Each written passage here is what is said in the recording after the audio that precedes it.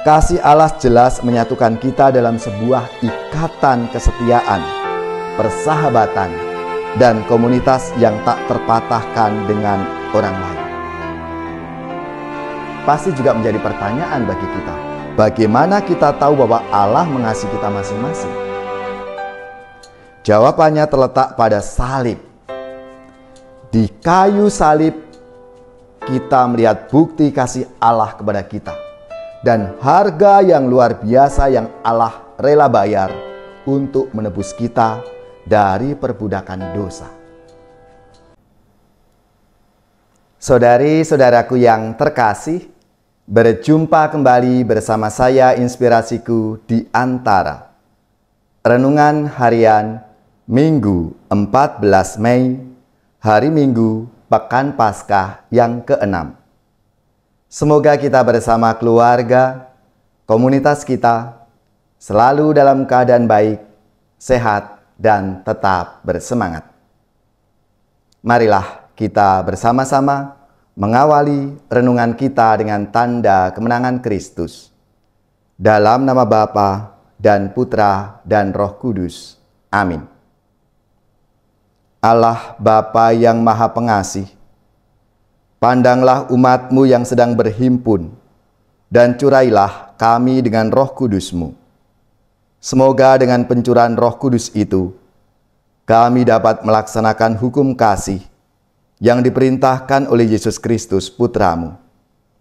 Sebab Dialah Tuhan pengantara kami, yang bersama dengan Dikau dalam persatuan Roh Kudus, hidup dan berkuasa, Allah sepanjang segala masa. Amin. Dalam nama Bapa dan Putra dan Roh Kudus. Amin. Inspirasi kita hari ini dari Injil Suci menurut Yohanes bab 14 ayat 15 sampai 21. Marilah kita siapkan kitab suci kita masing-masing. Kita akan membaca bersama-sama lalu merenungkannya.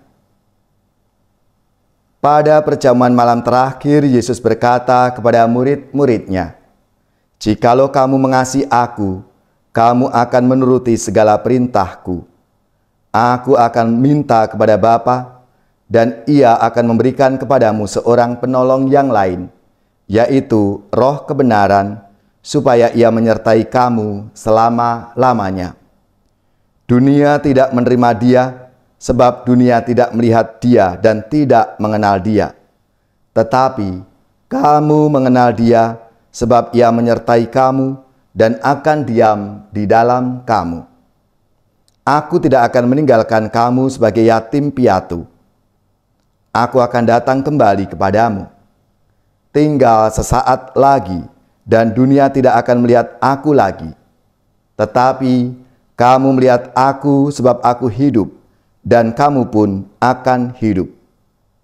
Pada waktu itulah kamu akan tahu bahwa Aku ada di dalam Bapa-Ku, bahwa kamu ada di dalam Aku, dan Aku ada di dalam kamu. Barang siapa memegang perintah-Ku dan melakukannya, dialah yang mengasihi Aku. Dan barang siapa mengasihi Aku, ia akan dikasihi oleh Bapa-Ku, dan Aku pun akan mengasihi dia, dan akan menyatakan diri-Ku kepadanya." Demikianlah sabda Tuhan. Terpujilah Kristus.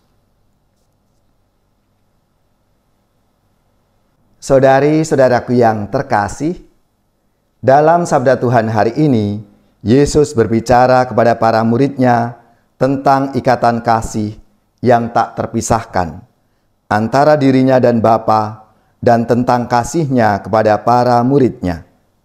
Di dalam Yesus secara nyata terlihat kepenuhan kasih Allah dan bagaimana kasih Allah itu mengarah kepada keselamatan umat manusia.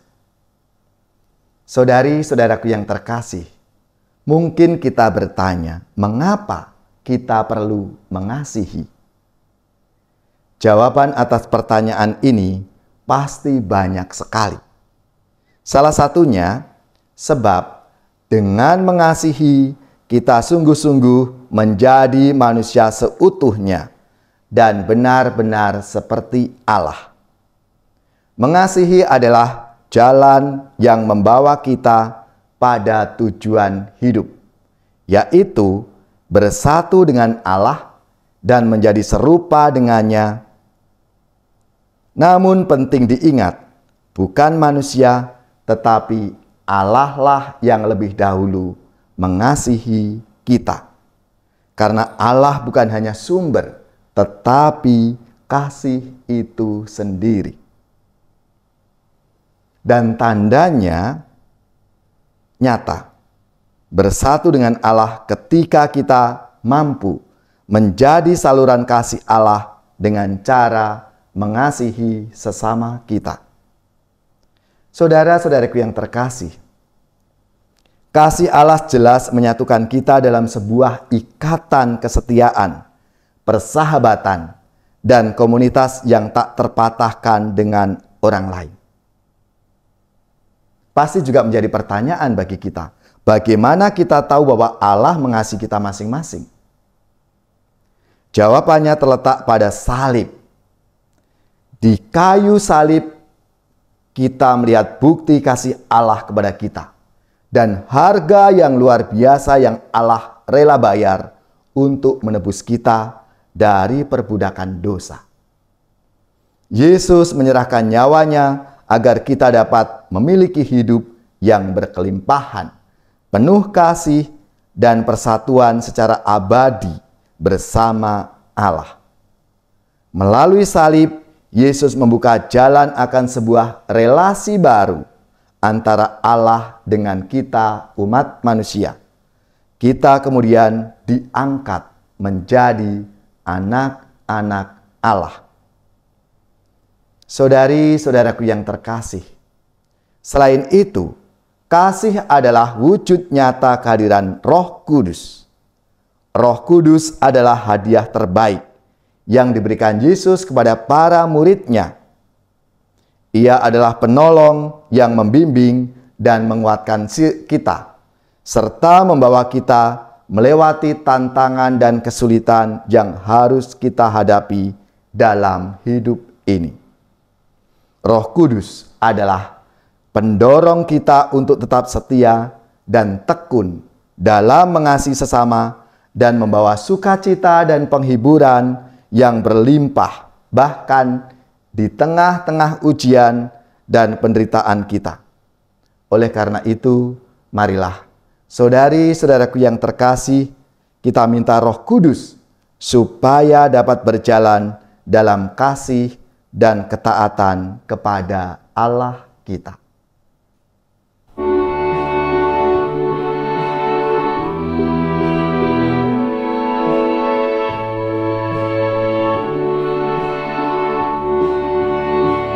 Hanya Dikau Tuhan Allahku dan harapan hidupku.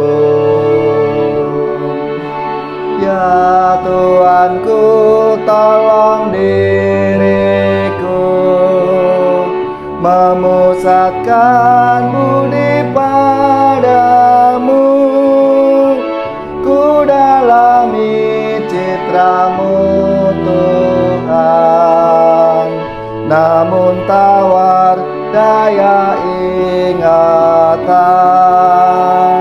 Hanya Dikau Tuhan Allahku dan harapan hidupku.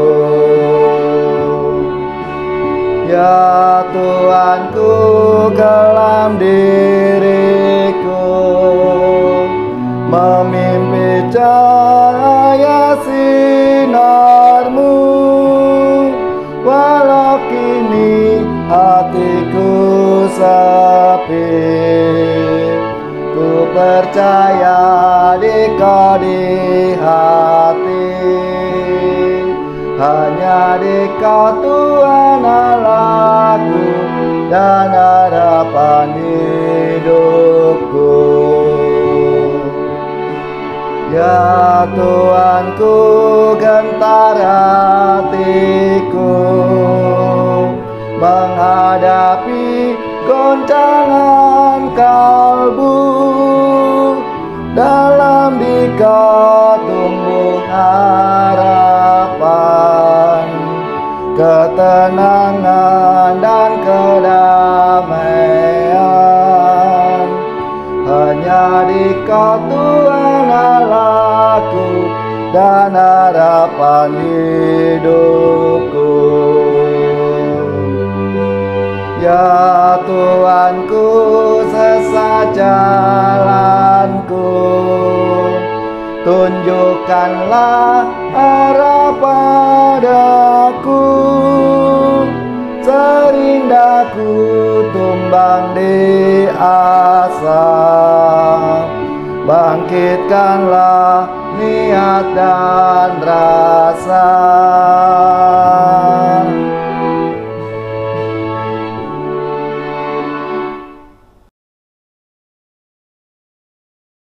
Saudari-saudaraku yang terkasih, marilah kita mengakhiri renungan kita hari ini dengan mohon berkat Tuhan, dan kita akan menerima tugas perutusan. Semoga saudari-saudara sekalian, keluarga-keluarga, komunitas kita, orang-orang yang kita doakan, mereka yang sakit, yang menderita, seluruh tugas, belajar, pekerjaan, usaha, serta karya pelayanan kita, dibimbing, dilindungi dan diberkati oleh Allah yang Maha Kuasa, Bapa dan Putra dan Roh Kudus. Amin.